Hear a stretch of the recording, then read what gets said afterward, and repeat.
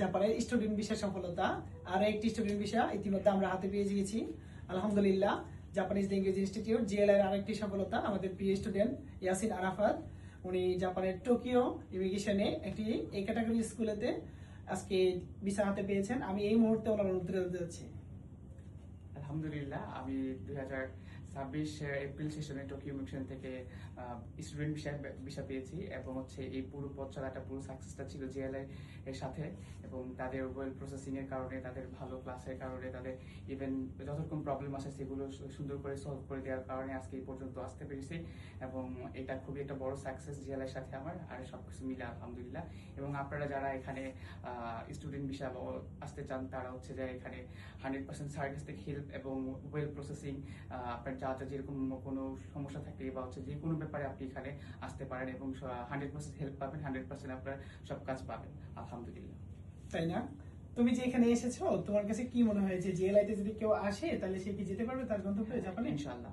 তাই না? তার যদি যে কনফিডেন্স থাকে এবং আপনার হেল্প থাকে, আপনাদের থাকে, তাহলে অবশ্যই ইনশাআল্লাহ। তুমি কতটুকু হেল্প পেয়েছো এখান থেকে? আমি আমার যত প্রবলেম হচ্ছে, যত ধরনের জন্য যত কিছু হয়েছে কিনা সব জায়গায় স্যারের সাথে শেয়ার করি এবং সবকিছু হেল্প পাইছি আলহামদুলিল্লাহ এবং সবকিছু ঠিকঠাক মতো এই পর্যন্ত হয়েছে। যাক, তুমি তোমার রিপোর্টের জন্য সন্তুষ্টি আশা করতেছো, তাই তো? আলহামদুলিল্লাহ। মানে আমরা তোমার জন্য যথেষ্ট চেষ্টা করেছি, তাই তো? জি। আচ্ছা, তার জিএলআই টিচাররা ভালো নাকি? হ্যাঁ। কি কেমন লেখাপড়া কেমন করায়?